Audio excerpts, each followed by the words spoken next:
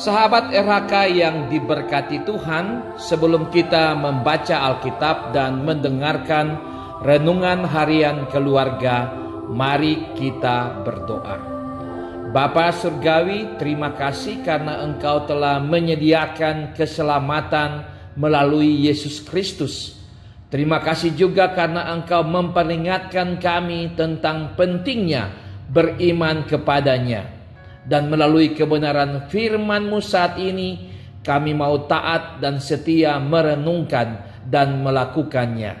Amin. Pembacaan Alkitab hari ini, Sabtu 11 Juni 2022, terambil dalam Injil Matius pasal 10 ayat 32 sampai 33. Injil Matius pasal 10 ayat 32 sampai 33. Setiap orang yang mengakui aku di depan manusia, aku juga akan mengakuinya di depan Bapa-Ku yang di sorga. Tetapi barang siapa menyangkal aku di depan manusia, aku juga akan menyangkalnya di depan Bapa-Ku yang di sorga. Judul RHK kali ini, jangan menyangkal Yesus. Keluarga Kristen yang dikasihi dan diberkati oleh Tuhan Yesus. Pasti kita ingat cerita Alkitab tentang kisah Petrus menyangkal Yesus Kristus sampai 3 kali. Petrus adalah pemimpin murid-murid Yesus Kristus. Ia terkenal pemberani, tegas, dan keras hati. Tetapi ketika hidupnya terancam, dia menyangkal Yesus Kristus. Itulah kelemahannya. Tetapi kehebatannya terletak pada penyesalan telah menyangkal gurunya hanya dengan pandangan Yesus Kristus. Lalu berpalinglah Tuhan memandang Petrus. Maka teringatlah Petrus bahwa Tuhan telah berkata kepadanya. Lalu ia pergi keluar dan menangis dengan sedihnya. Injil Lukas pasal 22 ayat 61 sampai 62. Pandangan Yesus Kristus membuat ia teringat perkataannya dan menyesal. Ia menyesal artinya bertobat. Pertobatannya telah melahirkan Petrus baru. Petrus yang menyangkal Yesus Kristus karena takut dianiaya setelah menyesali perbuatannya, maka dengan berani dia berkhotbah di serambi bait Allah. Dan orang-orang yang menerima perkataannya itu memberi diri dibaptis. Dan pada hari itu jumlah mereka bertambah kira-kira 3.000 jiwa. Kisah Para Rasul pasal 2 ayat 41. Kisah Petrus di akhir hidupnya, ketika hendak disalib karena memberitakan Injil, dia meminta disalib dengan kepala di bawah. Ia mengatakan, tidak layak aku disalib seperti Yesus Kristus. Kita masih manusia daging, lemah seperti Petrus. Tidak jarang kita menyangkal Yesus Kristus dalam hati, pikiran, perkataan, dan perbuatan. Ketika terpojok, dilecehkan, tidak dihargai, terancam, dianiaya, dilengsarkan, ditindas, kelaparan, kesakitan, dan seterusnya.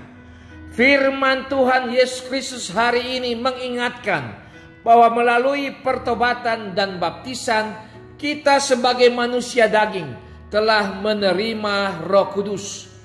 Bertobatlah dan hendaklah kamu masing-masing memberi dirimu dibaptis dalam nama Yesus Kristus untuk pengampunan dosamu. Maka kamu akan menerima karunia Roh Kudus. Kisah Para Rasul pasal 2 ayat 38. Oleh karena pertobatan dan baptisan, maka tidak tahukah kamu bahwa kamu adalah bait Allah dan bahwa Roh Allah diam di dalam kamu? 1 Korintus pasal 3 ayat 16. Jadi sekarang kita adalah bait Allah dan berdiam Roh Kudus dalam diri. Keluarga Kristen yang dikasihi dan diberkati oleh Tuhan Yesus. Yesus Kristus senantiasa memandang kita dari sorga. Karena itu carilah dia, pandanglah dia melalui cermin dalam Alkitab. Pasti ada penyesalan dan pertobatan yang menimbulkan semangat dan keberanian seperti Rasul Petrus. Sebagai bait Allah dan berdiam Roh Kudus, kita diingatkan agar bersikap dan bertindak seperti Petrus yang telah bertobat. Marilah kita bersikap berani, berintegritas dan konsisten, berkomitmen iman, mengaku dan memberitakan kebenaran Injil. Yesus Kristus mengingatkan bahwa jika bersikap dan bertindak seperti itu, maka kita akan diakui Yesus Kristus di depan Bapa di sorga, dan kepadanya tersedia tempat kediaman kekal di sorga. Sebaliknya, mereka yang pengecut, khawatir dan takut, serta tidak menyangkal diri, tidak mau memikul salib, tidak berani mengambil risiko, serta tidak mengikut Yesus dengan taat dan setia, memang akan senang di dunia, tetapi kepadanya akan diberikan tempat penderitaan dan kesengsaraan kekal di neraka. Amin. Mari berdoa.